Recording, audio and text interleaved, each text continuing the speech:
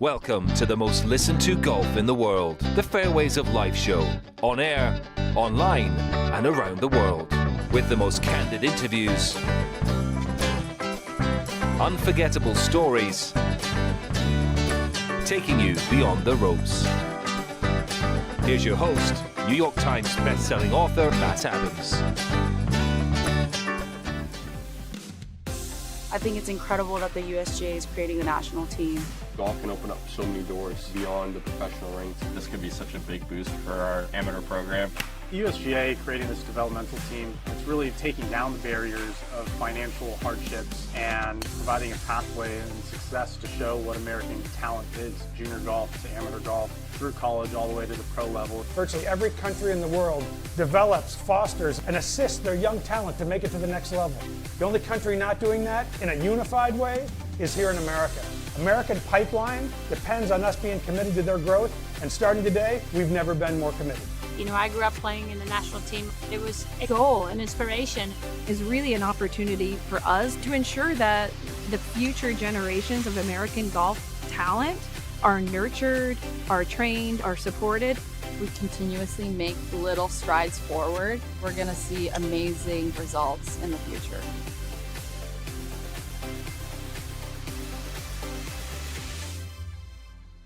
As we welcome you into the Fairways of Life show, that video that you just watched was sent to us by the USGA. The U.S. National Development Program is one of the areas that we will be discussing today, because I'm super excited about today's show and today's guests, because we're going to be joined by Mike Whan. Mike Whan is the CEO of the United States Golf Association. We have a lot of different things to discuss with him.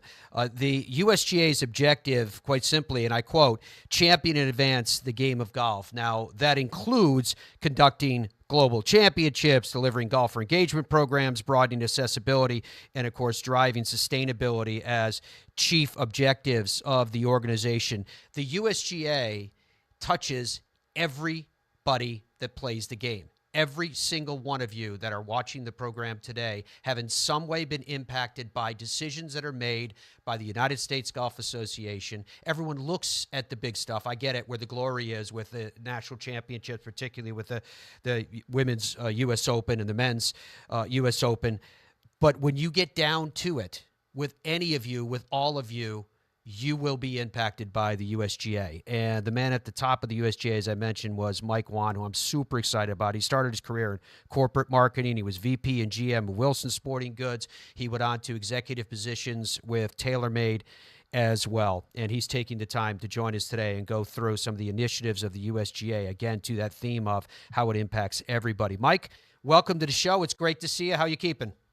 Hey, Matt, how you been? It's been a while. I think COVID got in the way of a pretty good friendship, but I'm glad to see your face. It's good to see you too. So from what I hear, you had media day at Pinehurst yesterday, and the rumors that I'm hearing is that you had a chance to play number 2. How was it?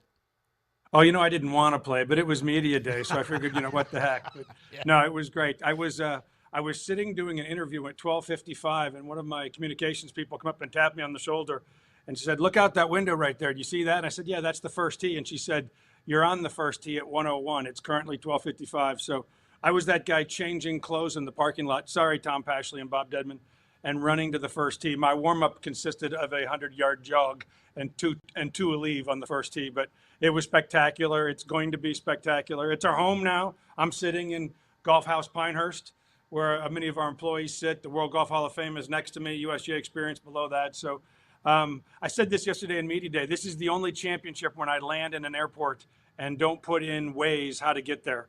I've been coming to Pinehurst quite a bit in my first 3 years, and when we pull in here, it feels like home, and now quite literally it is home. I expect that the golf course is already in absolutely pristine condition. Are you guys happy with where it is right now in preparation for the national championship in terms of density and speed, et cetera? Speed, not yet. We wouldn't want it to be a championship speed this far out, but yeah, it had a great. It came through winter great. They've had a hot spring.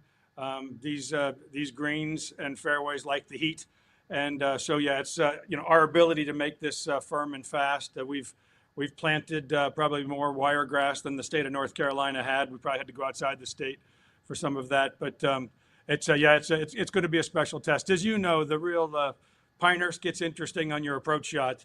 And if you miss the greens, you change the word interesting to probably some other words. And I experienced all of those emotions yesterday. I guess this question is risking a celebration of the obvious, but how is it and why is it, Mike, that Pinehurst is so important to the ethos of golf in the United States? Well, it's it's quite literally a home base for U.S. golf. If you stand on the back patio of number 2 any day, I don't care if it's a Saturday or a Tuesday, and you look across from the first tee of number 2 to the driving range to the huge putting facility to the cradle right next to it, or the first tee on number 4, you see Americana. You see old, young, professional, amateur, people of color, women. It's really, especially now, with what's happening in our game, this is the picture of it. And so this is really where the game is happening. This is where people pilgrimage to come. I'm really excited about over 1 million people a year are going to walk right by our building and the World Golf Hall of Fame and USGA Experience to walk onto this facility. So this is a place that deserves to be celebrated. And the good news is, between us and Pinehurst, with our anchor site agreement, we won't just be coming here for U.S. Opens. We won't just be coming here for women's Opens. We'll be coming here for amateur events, and we started our Adaptive Open Championship just down the road at number 6. This is a special place. It means a lot to the USGA. It means a lot to U.S. golf, and it's worth celebrating on a fairly regular basis. And that's what this anchor agreement is going to do. Mike Whan is our guest, the CEO of the United States Golf Association. You guys probably saw that I opened the show today with the video that was sent to us by the USGA because I am so excited about the U.S. National Development Program. Could you talk to us, Mike, about the concept? Why did you guys decide to do this, and how are things going right now? Yeah, you know me well enough, Matt, to know this is a dangerous question because I'm pretty passionate about this. I spent 12 years as the LPGA commissioner. And what I learned in my second or third year there fairly quickly is every woman on that tour, and I mean every woman on that tour, came out of a national country program except the Americans. And I remember talking to Lydia Ko about Team New Zealand when she was 12. And I remember at the end of a tour championship one year, Carlotta Segunda said, I said, "Are you flying home?" And she said, "No, I'm going to go meet with the Spanish golf team for a while and kind of share my insights." And the real breakthrough moment was me as I was standing on a green, and I'll just say a top college coach said to me, why do you folks in America make it so hard to recruit an American to our college program? And I didn't really spend a lot of time thinking about college golf as the LPGA commissioner. And I said, "What are you talking about?" And the coach said, "If I want to recruit a top Swedish player, do you know what I do?" And I said, "Well, I assume you fly to Sweden." And the coach said, "No, I fly to Scottsdale. I fly to team to the house of Team Sweden. They have a house of the best, I think it was 14-year-old Swedish golfers and girls, and a separate house in Scottsdale of the best 14-year-old Swedish boys. And in one trip, I can meet the best Swedish players in the world. I can walk a few holes with each of them. I can stand on the range, and I fly home, and I've decided which of the Swedish players I'm going to recruit." There's an Australian house in Orlando. There's a Spanish house. So I realized that these country programs are not only developing these young kids and getting them ready for their elite golf journey, but they were making it easy for coaches to find them and to be recruited and to learn about coaches and nutrition and stretching. And the only country not keeping up was us. And so listen, I'm a global guy. I was very proud of the globalness of the LPGA. But I was born in America, and by gosh, America is not going to fall behind in the race to create elite golfers. And so as soon as I got here, I said to the board, "Don't hire me if you're not ready to be part of this Team USA National Development Team, because we're bringing it. And if you're not on board with that, then I'm probably the wrong guy."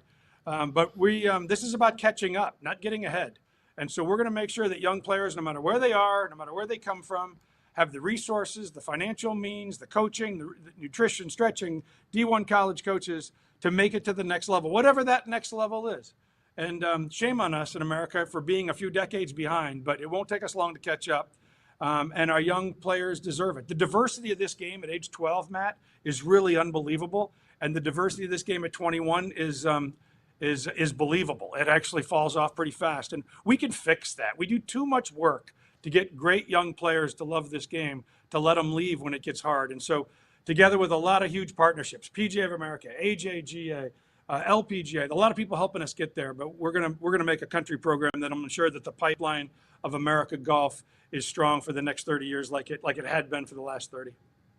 All right, so you touched on a lot of things. We were talking about it relative to the U.S. National Development Program, but when you talk about retention, when you talk about diversity, when you talk about bringing people into the game, introducing people to the game, et cetera, this brings me to this point of, for 2024, even though we're in May of 2024, what are the objectives of the USGA? What are these touchstones, and how are you doing with them?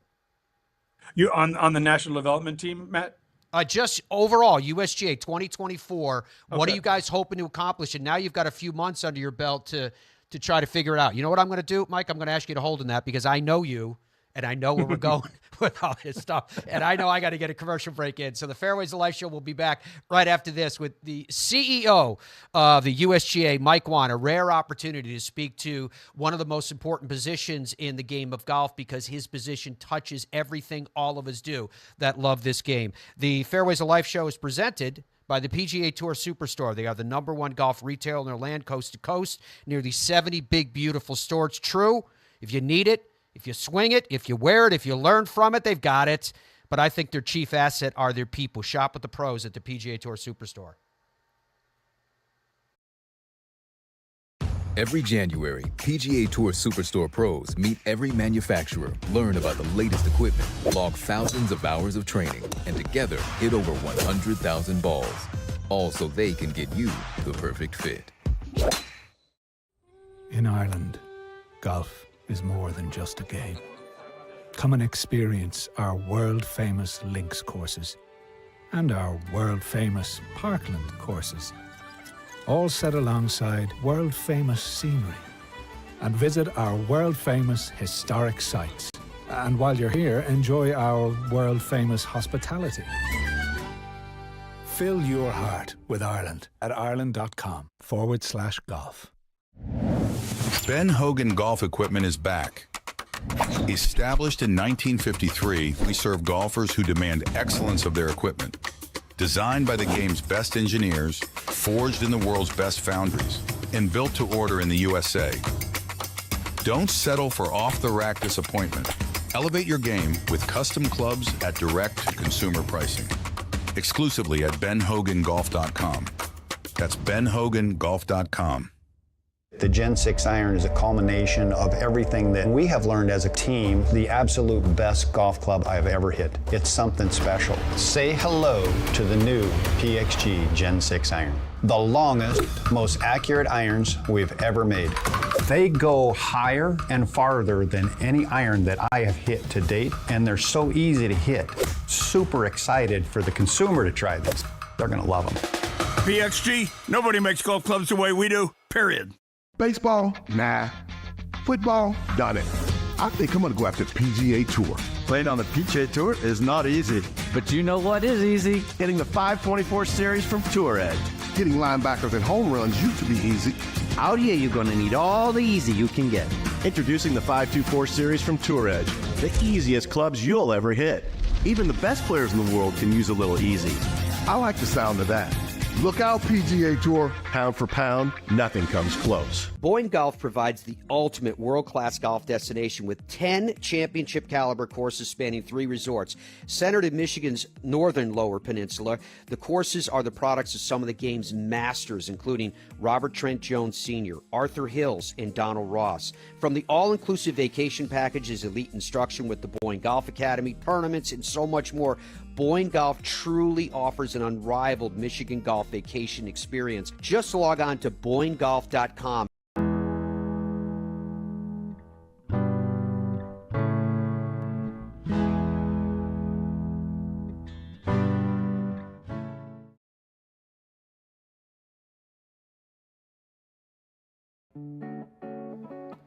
As we welcome you back to the Fairways of Life show, lots of beautiful shots from Pinehurst. Pinehurst #2 will be hosting the U.S. Open coming up in just a few short weeks down the road. So, Dom, what was your question of the day today?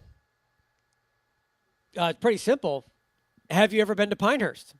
And I got to say, Matt, 79% so far are saying no. A travesty. A travesty. That's a big opportunity then for Pinehurst, and for the USGA, Mike Whan, the CEO of the USGA, is our guest. So, Mike, are there means of ticket availability to the U.S. Open right now through corporate hospitality or otherwise? Yeah, they can go to usga.org and go to tickets. It's kind of makes me excited to think. I wish I could come to Pinehurst again for the very first time, because it's an amazing experience. If you love the game, you're going to fall in love with the village of Pinehurst, because the game just lives here. You know, it's in the DNA of the people and the place. So I'm excited if a lot of people get a chance to see Pinehurst, whether it's at the U.S. Open or come here just on your own golfing trip or just roll through the village. It really should be on anybody's bucket list. But if you're a golfer, shame on you. You got to cross this one off sooner than later. And the beauty of it, too, with the USGA and the U.S. Open is that there's qualifying. There's qualifying going on right now. So you can be a part of the USGA if you are that good a player. And it kind of cuts through where we're at with the game right now and the politics and the opinions and the passions and et cetera, that if you want to be a part of the USGA, do it. Go out and qualify. Yeah, it's called Open for a reason. I know there's a lot of championships called Open, but there is no Open like the U.S. Open. There's over 10,000 people currently in the process of trying to qualify.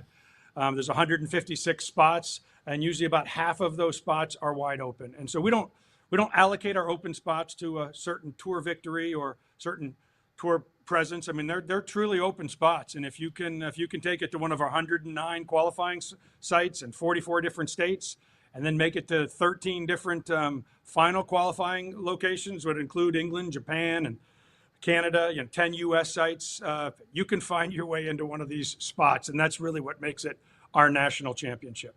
As one of the leaders in the game of golf, are you guys feeling pressure in terms of trying to figure out what you can do for live golfers and methods and pathways to access? Or is the answer to say what you just gave, qualifying's open to everybody? Well, it's a little bit of both, Matt. I would say that I think a lot of people forget that the first live event happened the weekend before the U.S. Open in 2022, and a lot of players were suspended, and that's kind of where the frustrations and challenges came between professional men's golf. And everybody was wondering what's the U.S. Open going to do? What's the USGA going to do? And we said quite simply, if you've qualified for the U.S. Open, you're going to play in the U.S. Open. And I think set a pretty clear message early on. Last year, in 2023, I may not have my numbers exactly right, but I think 15 live players played at LACC. And of the 50 players that were called live players, that's 30% of their tour teed it up at LACC. I think this year, that between the 7 or 8 players that already qualified through major wins, there's another 29 or 30 live players that are already exempt into final stage qualifying if they want to qualify. That's up to them. But nothing's stopping you from playing in the U.S. Open. Nothing ever has, and nothing ever will. So, and then I think back to your point about pathways. I think we always thought, and maybe we've been wrong, just like a lot of fans. We've always thought that where this was going to net out, whatever it was going to net out, was close. And so let's make sure that we don't aim at a moving target. Let's figure out where live and where the PGA Tour, European Tour, and the rest are going to settle. And now I think 6 or 7 months later, it's still moving and difficult to assess. But I think when we get some settlement and we sort of understand the future, if they are separate entities, then yeah, I can certainly envision a pathway, no different than we provide a pathway at the DP World Tour. We provide a smaller pathway at Korn Ferry. So it's feasible for me. It's not necessary because we don't stop anybody from getting in, and our field isn't closed off. So, but I think even with that said, it wouldn't shock me that if things stay kind of the way they are today, and if that's the go forward plan, we'll take a look at least some of our exempt categories as well. It is interesting, Mike, when you look at the game of golf and the game of which you guys have a domain, and I'm talking about predominant, is what I call the 99.99%. That part of the game is absolutely booming. So while the men's highest tier professional tours are trying to find their path, and as you alluded to, they're working on that, the rest of the game is absolutely exploding.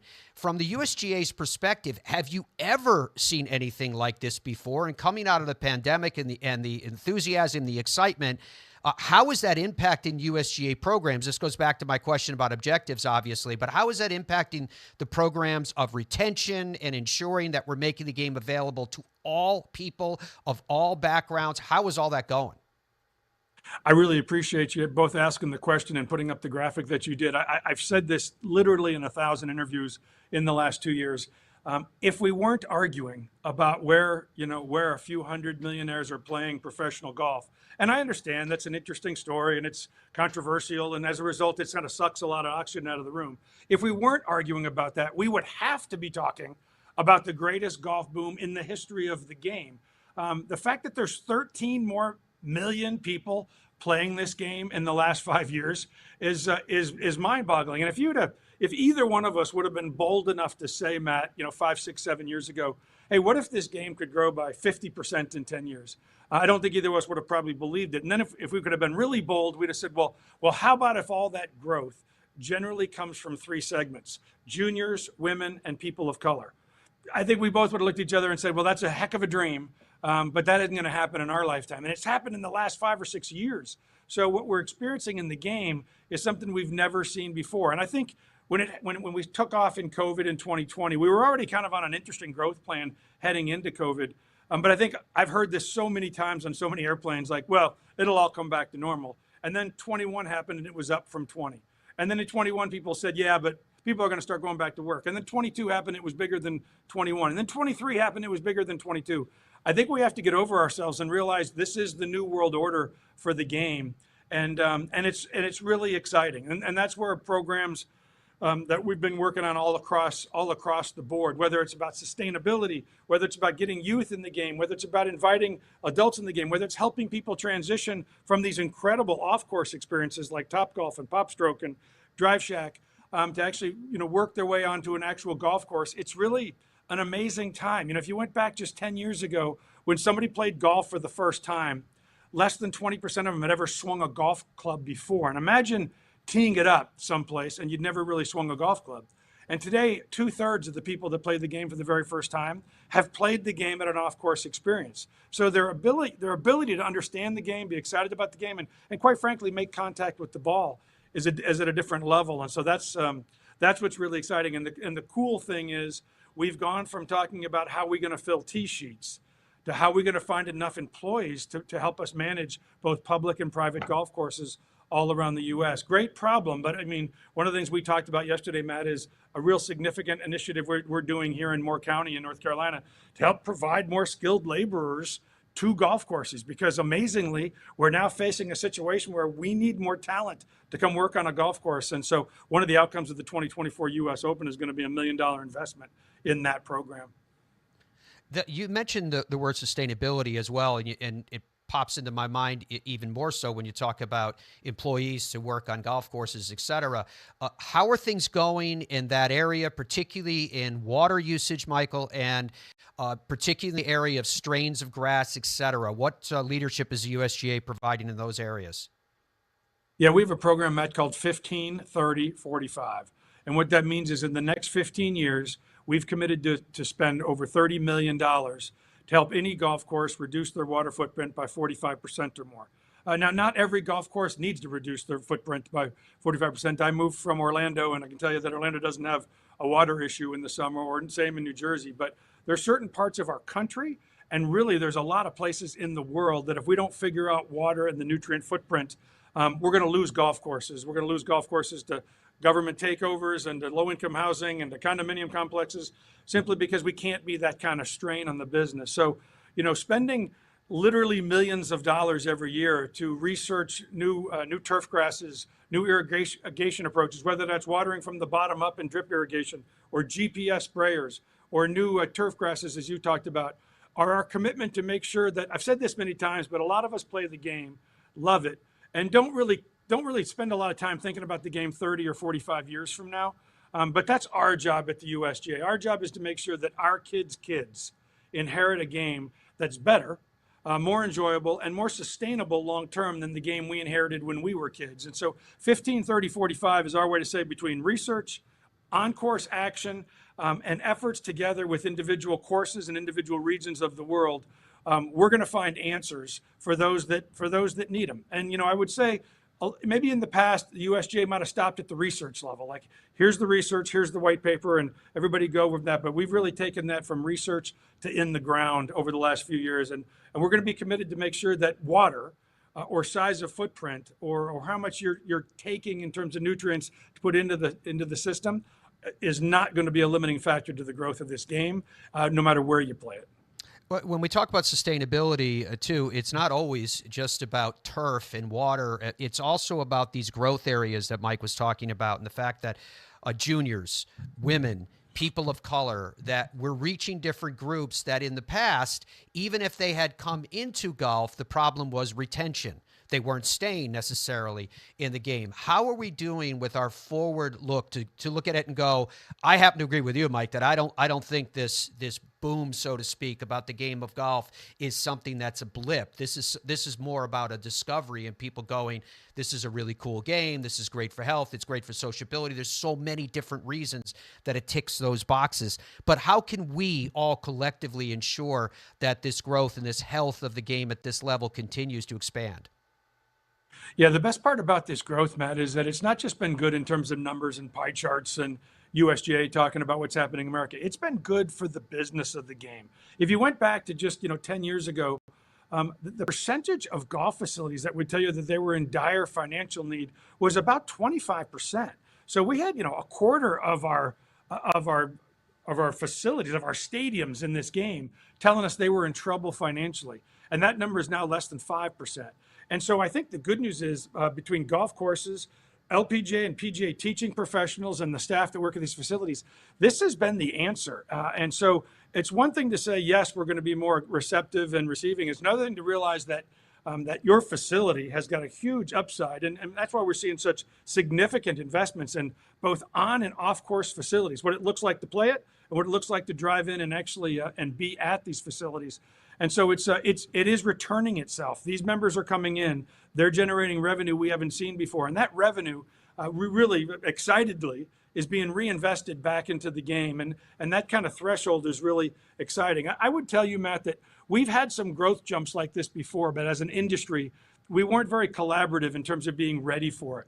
But today, when you talk about things like first tee and girls golf and drive, chip, and putt and youth on course, and we really, as an entity, are just more collaborative than we've been before, and have programs that are proven and can work. And so, now we've sort of proven on a small scale that we were ready for this kind of faucet turn on. In the past, we've seen the faucet go on before, but we didn't really know what to do with the flow, and that's been quite a bit of difference. And I credit a lot of different stakeholders in the game, because this used to be, hey, what's the PGA of America doing, or what's the PGA Tour, or the LPGA, or the USGA, and now it's really a we. What are we doing? What are we doing together with HBCUs? What are we doing together to actually bring women in at all ages to play? How are we going to make sure that the junior part of this game becomes the senior part of this game? And that's exciting to a 60-year-old guy who wants to make sure that this game is better in 60 years than it was when I got introduced to the game. If golf was a stock, you'd buy it, because all the indicators are pointing up. I love the way you just phrased that, because you do think about 5-10 years ago, if you asked the exact same question, if golf is a stock, would you buy it?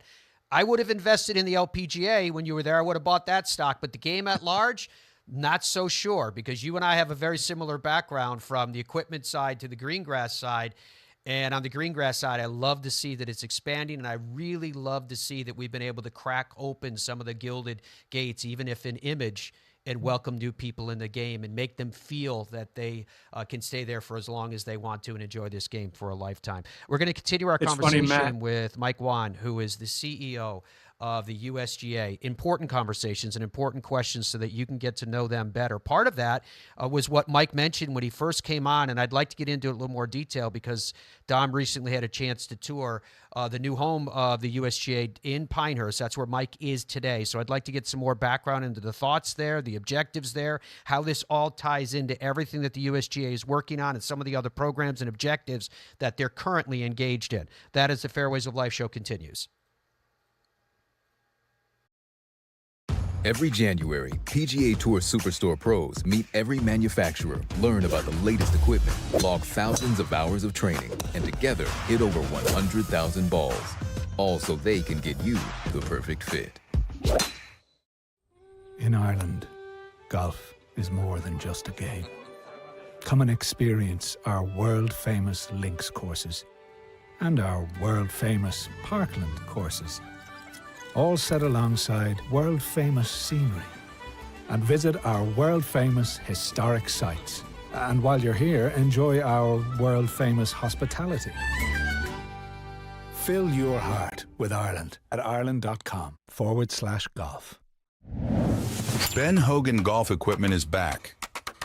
Established in 1953, we serve golfers who demand excellence of their equipment. Designed by the game's best engineers, forged in the world's best foundries, and built to order in the USA. Don't settle for off-the-rack disappointment. Elevate your game with custom clubs at direct-to-consumer pricing. Exclusively at benhogangolf.com. That's benhogangolf.com. The Gen 6 iron is a culmination of everything that we have learned as a team, the absolute best golf club I've ever hit. It's something special. Say hello to the new PXG Gen 6 iron. The longest, most accurate irons we've ever made. They go higher and farther than any iron that I have hit to date, and they're so easy to hit. Super excited for the consumer to try this. They're gonna love them. PXG, nobody makes golf clubs the way we do, period. Baseball? Nah. Football? Done it. I think I'm gonna go after the PGA Tour.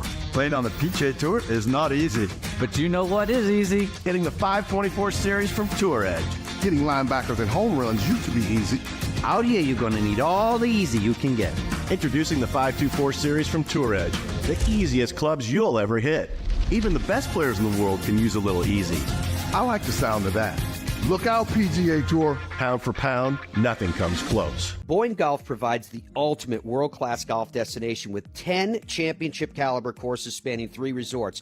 Centered in Michigan's northern Lower Peninsula, the courses are the products of some of the game's masters, including Robert Trent Jones Sr., Arthur Hills, and Donald Ross. From the all-inclusive vacation packages, elite instruction with the Boyne Golf Academy, tournaments, and so much more, Boyne Golf truly offers an unrivaled Michigan golf vacation experience. Just log on to BoyneGolf.com. Stride by Zero Friction, the first of its kind personal caddy. Walk in comfort and style with Stride's remote and follow me technology. The Stride handles almost any terrain, and its 54-hole range will last all day. The lightweight design and removable front wheels makes it simple to handle. Plus, it easily fits golf carts. Order yours and save. Visit zerofriction.com/stride or scan the QR code to order yours today. Stride, your personal caddy.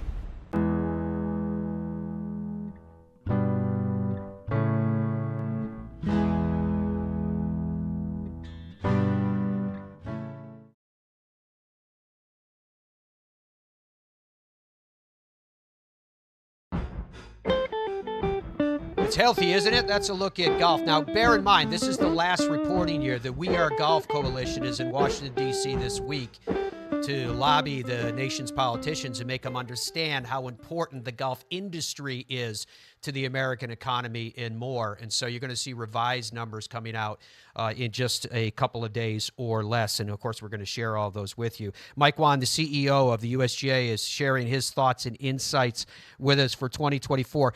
Anything in terms of the 2024 agenda with the USGA that we haven't touched on yet, Mike, that you want to make sure you mention? Yeah. I mean, to be honest with you, I wouldn't be doing my CEO job if I didn't take your opportunity to answer your question about our objectives. I would say, Matt, probably a lot of listeners are like I was when I walked into the USGA for the first time. I knew of the USGA. I knew their broad kind of touch of the game, but I probably couldn't have described it. I probably couldn't have told you what the USGA does. So you know me, I'm not that smart. So I created a phrase where I changed the letters USGA to Unify, Showcase, Govern, and Advance. And that's really how I remember our elements of touching this game. So we unify the game. And what do I mean by unify? Handicapping, world handicapping system, course ratings, GIN app, all designed to make sure that you can play this game with anybody, anywhere, anytime. Now over 100 countries, all in the same on the same handicapping system. You know, the 3 million plus people here just in the States using the GIN app every day.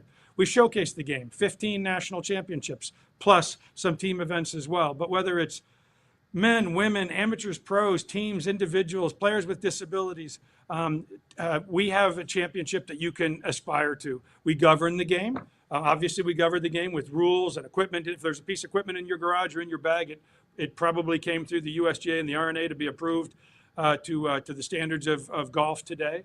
And then we advanced the game, where we talked about 15, 30, 45, the national development team, changing the face of the game long term. Those are all parts to make sure the game is better in 30 or 60 years.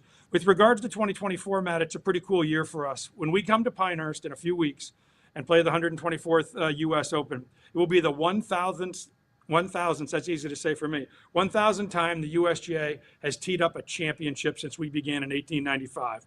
Wow. And we'll leave here and we'll go to Newport Country Club, where we played the #1 championship back in 1895, and we'll play 1001 with the U.S. Senior Open at Newport. So we're going to kind of come full circle. By the way, in 1895, when we started the U.S. Open, it was 11 competitors. They played four 9-hole rounds all in one day. The winner won $150. And so things have changed a bit. Now there's 10,000 people trying to make it to Pinehurst.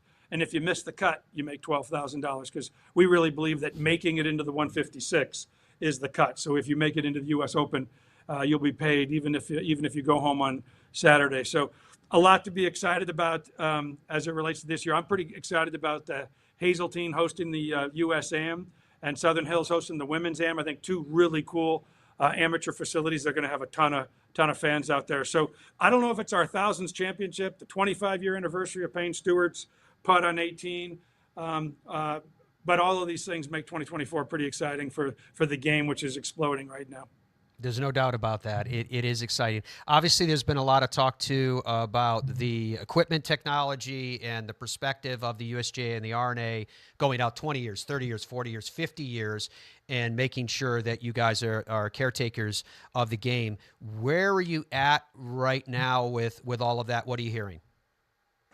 Yeah, so, I always tell people there's only 5 simple concepts you have to understand for distance. Whether or not you agree on the outcome of those 5 is up to you. But number one, distance has increased over the long run, especially at the highest end of distance, about a yard a year. So from 1960 to 2040 yards, and from 2000 to 2023 at the same pace. Now, a yard a year is kind of like an eroding beach line. There's never a year where you go, oh my gosh, what happened? But over the course of 30, 40 years and 30 or 40 yards, it's quite a challenge. The second thing you have to understand, and this is just a fact, is the future is faster. If you go to a junior Am, if you go to the US Am, if you go to a Walker Cup, we test balls currently at 176 miles an hour coming off the face of a club.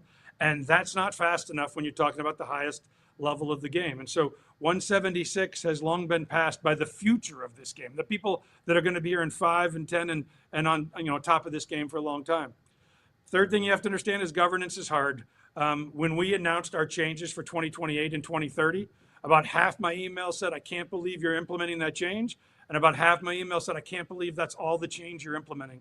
And maybe sometimes that compromise is where we have to live in, which is people that really understand the game over the last 50 and 60 years are concerned about the next 50 or 60. They might be concerned about the next 5 years or 10 years, but if you're not concerned about the next 20 or 30 years, then you're just a kick the can down the road kind of individual, and let them figure it out when we get there. And that's not where we are.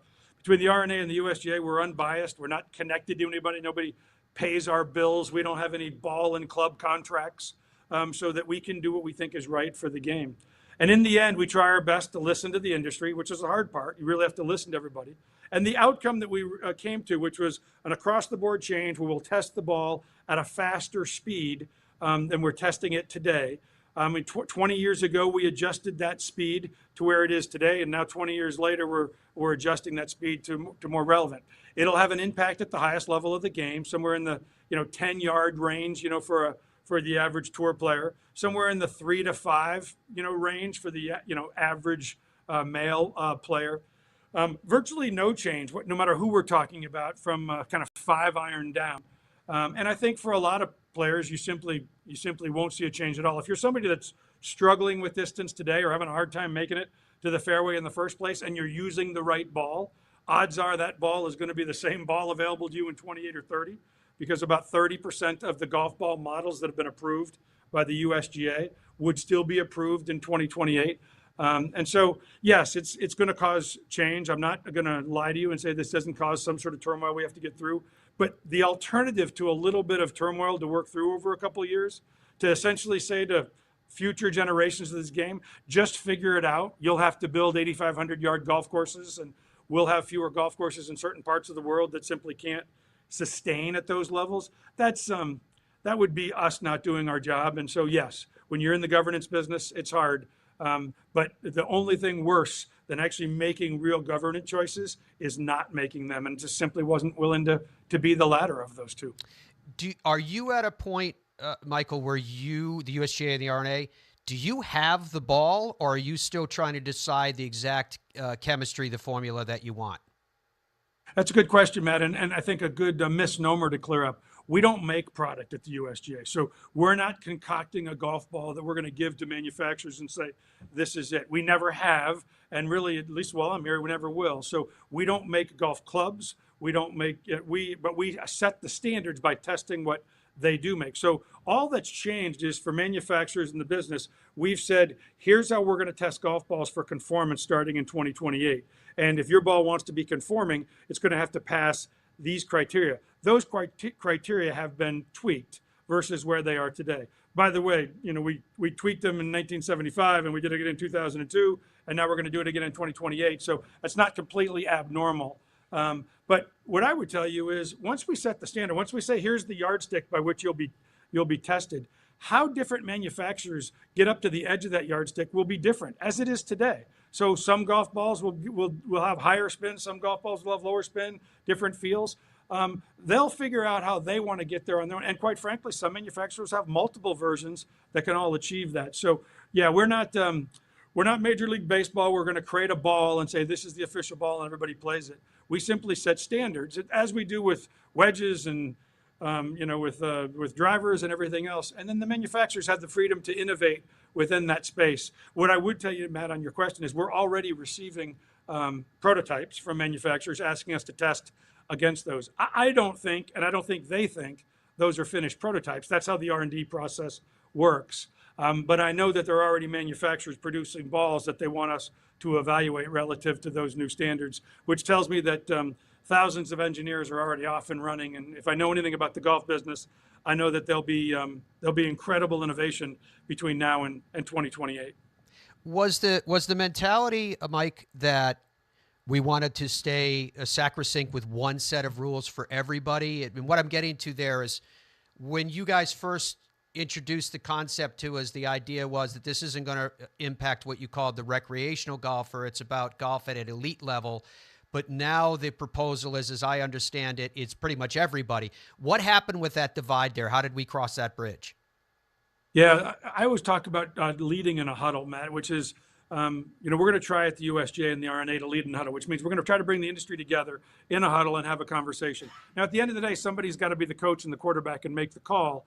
But when you lead in a huddle, you get a lot of feedback, and you have to decide if you're going to listen to that feedback or not.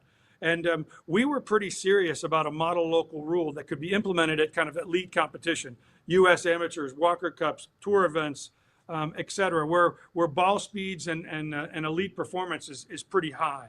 And when we led in a huddle and we went out and said, here's what we're thinking, the feedback was I wouldn't say it was universal. We never really had everybody say the same thing on any of our proposals along the way.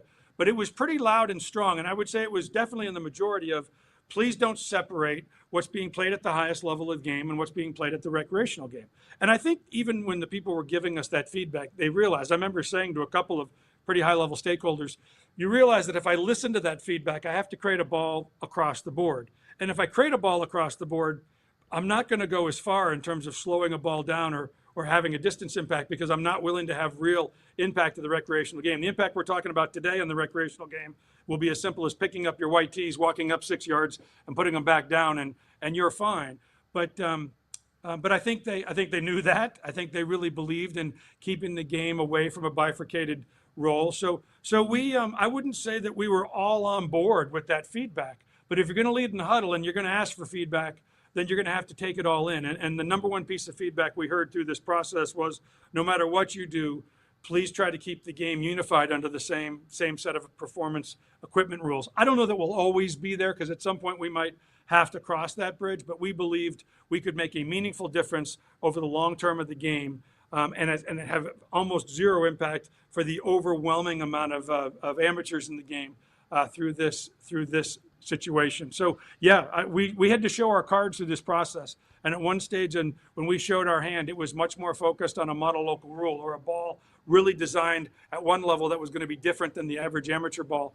But we really got significant pushback on that, and quite frankly, and listened to that feedback and made a different decision because of that feedback. Mike Whan is the CEO of the United States Golf Association, with the vision, with the hard work that it takes to do a very, very comprehensive and at times a very difficult job as well. It's the reason why he calls the USGA for the acronym Unify, Showcase, Govern, and Advance. Last question I have for you, Mike, is how can we, all of us collectively, people that are watching us around the world and from coast to coast, how can we help the USGA in your objectives? I would say three things, Matt. I mean, first is embrace what's happening. I was just giving a talk at a local, I wouldn't say local, but local to where I live, local country club. And during the Q&A, one of the guys who was probably my age started complaining about he couldn't get his 7:15 tee time on Saturday and Sunday that he's been able to get for 26 years because there's so many more people playing the golf course. And I kind of interrupted him right at the beginning. I said, "You're the problem."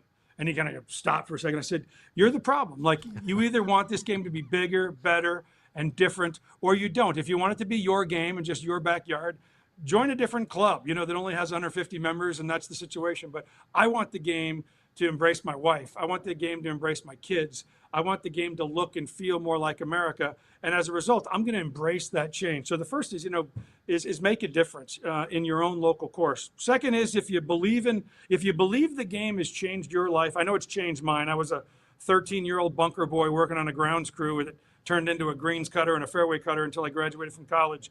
And I really believe the game taught me lessons that the classroom didn't. Listen, I like books as much as anybody, but I believe this game taught me ethics and a code of values that I wouldn't have received just because of the schools I went to. And as a result, I give back to this game, like I give back to colleges, because I believe college shape people. And so if you believe that the game has shaped you and can shape the future of this game, give back. It doesn't have to be the USGA. It could be the PGA of America, PGA Tour, LPGA. It could be to any one of the many foundations, the billions of dollars that the game gives back through the game. But if you believe the game shapes lives and shaped a little bit of yours, make it part of your giving. And then the last thing I would say is play the game beyond the game that you know, meaning this game's big enough for different kind of formats and different kind of trip. Come to Pinehurst, play an alternate shot, go play a team format, play in a mixed scramble, but get out of your comfort zone a little bit, because you're going to realize this game is so much bigger and so much better than just the only game you might have played for the last 10 or 15 years. And so that's why I talk about all these confusions about what's going on in men's professional golf and everything else. I say many times, whether we consolidate or don't consolidate, this game is so much bigger than what a couple of tours are going to do or not going to do. And we've proven that. Despite all of this interruption, the game is on fire like it's never been before. And so I'm excited. And if you're excited and if you love the game, make a difference. Make a difference locally, make a difference nationally, and be a part of kind of a game that's bigger than you. It's awesome to believe, to give back, and to play beyond. Very sound advice for all of us to help the game of golf and help the objectives of the United States Golf Association. Remember that give back also involves time and commitment and passion, and that's the exact thing that we just got from Mike Whan. And again, Unify, Showcase, Govern, and Advance, USGA. Mike, it's always great to catch up with you. I kind of feel like it's your state of the golf union speech, and it's fun for all of us to know what you guys are working on, what your objectives are, why you're doing them, and how they're making an impact. And for all of that, for you and for everyone involved at the USGA, thank you. Thank you, Matt. What you do is important for the game as well. So I'm proud to be able to call you a friend, and I'm glad I was able to join your show. Likewise, my friend. All right, we'll be back with more of the Fairways of Life show to wrap it up right after this. I got ball fit in 2000, went on a little run.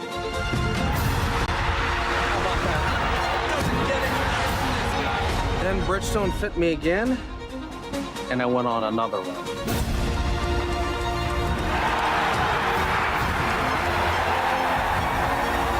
I just got fit again for the new Tour BX. The ball fitting's been helping me.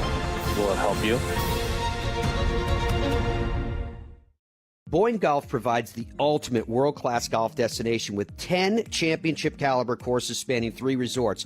Centered in Michigan's northern Lower Peninsula, the courses are the products of some of the game's masters, including Robert Trent Jones Sr., Arthur Hills, and Donald Ross. From the all-inclusive vacation packages, elite instruction with the Boyne Golf Academy, tournaments, and so much more, Boyne Golf truly offers an unrivaled Michigan golf vacation experience. Just log on to BoyneGolf.com. I think when you're training for other sports, or why most people go to the gym is so that they can have muscles and be strong and be healthy. And a lot of the reason why they struggle to play golf is their body doesn't move properly for them to be able to hit a golf ball. And when you're training for golf, it's a little bit different because you're focused more on flexibility and mobility and being strong in motion. When you're able to kind of have a warm up and have a workout routine and kind of gradually build up to where you're training your body to move properly, yeah, you're going to get a lot of big dividends on the golf course. Every January, PGA Tour Superstore pros meet every manufacturer, learn about the latest equipment, log thousands of hours of training, and together hit over 100,000 balls. All so they can get you the perfect fit. What if we started a company and the company was under no time constraints, no financial constraints? The one constraint is their clubs had to be exceptional performers and much better than any other alternative. I was told time and again it'll never work. It worked like a house of fire. And I'll tell you what, I think our customers love it. BXG, nobody makes golf clubs the way we do, period. Stride by Zero Friction, the first of its kind personal caddy. Walk in comfort and style with Stride's remote and follow me technology. The Stride handles almost any terrain, and its 54-hole range will last all day. The lightweight design and removable front wheels makes it simple to handle. Plus, it easily fits golf carts. Pick up your Stride today at a local PGA Tour Superstore near you or at zerofriction.com/Stride. Stride, your personal caddy.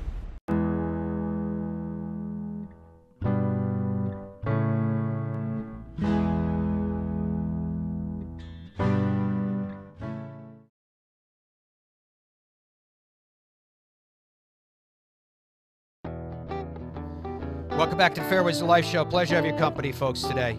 It was great to have Mike Whan join us. Obviously, you know that I'm a fan of the USGA and in particular of Mike. I think what he did at the LPGA was great to help grow the LPGA, to put it on very, very sound footing. You know, it's interesting, too. We didn't have time to talk about it today, but when you look at where the men's professional game is at, right? And he even finished up his comments today talking about the fact that they're kind of trying to find their pathway. You know, and I love what he said, that which I believe in, which the game of golf is bigger than the professional tours. But notwithstanding that while those tours are trying to find out how they're going to define themselves moving forward and whatever amount of time that takes, it seems like the consensus from people such as Mike has been, it's taken longer than we thought it was going to. And then you hear what we read a quote from Guy Kiddings last week, who's the new chief executive of the DP World Tour, formerly known as the European Tour. And he said, you know, we're looking, he was talking about 2026. So we're talking about 1.5 to 2 years, perhaps. You know, again, you're kind of reading between the lines with this stuff. But what I'm getting at with that is I think that this is providing a tremendous opportunity for the ladies' side of the game, for women, especially with what Nelly is doing, and she's playing this week, and we have this chance, this opportunity to see even more history right before our eyes. Not that we won't from moving forward. I mean, next week, there's going to be a lot of history on the line. We were talking about it in yesterday's show with Tripp that, you know, you're talking about that if Brooks defends, he's going to join Walter Hagen, Jack Nicklaus, Tiger Woods, and him as players that have won 4 or more times for that major. Think about that for a second, the significance about that. Think about the fact that Jordan Spieth will be trying to achieve the career Grand Slam. Now, I know Jordan hasn't been playing the golf that he wants to play. He missed the cut at the CJ Cup Byron Nelson last week, and there's something going on with that wrist. We're getting more information coming back, and I suspect we'll learn even more at the start of the PGA Championship in discussions. Whatever's going on with that left wrist, and is it something that can be dealt with without surgery? Most of the people that have had the similar thing happen or the exact same have told us that it did eventually require surgery to correct. I don't know if some of the other news items that have popped up in the last 24 hours. Ludwig Åberg is out of the Wells Fargo this week. Apparently he's calling it a knee issue. And that it's keeping him from playing so he can be ready for the PGA Championship next week. And Taylor Gooch has been granted an exemption into the PGA Championship. He let the world know, looking forward to Valhalla next week. Thank you for the invitation, PGA. See you all there. Don, before we say goodbye today, your question of the day was, have you ever been to Pinehurst? What are you hearing back from the people in that regard? We only got about a minute left in the show, Matt, but the final results are 81% have never been to Pinehurst. So get on that. That is The shocking. place is amazing. I'd love it as time goes on. Maybe we can do Best the same bacon in question town. because we've got a PGA Tour event in Myrtle Beach. I'd love to know when you ask that question, what the result is that, or Pebble Beach, et cetera, et cetera. So there's a lot more that I'd like to know in that regard. Thank you to all of you guys for joining us today. It was great to have Mike Whan on the program. As I said, it's rare to get an opportunity to pick the brain of someone at his level in the game, and I tried to be as balanced as I possibly could in answering the questions that we wanted to know, but I really wanted to know from him, what are your primary objectives and how is it going against those objectives? How can we help you achieve those objectives? And so from that standpoint, I think we accomplished what we were searching for. Be well, guys. We'll see you.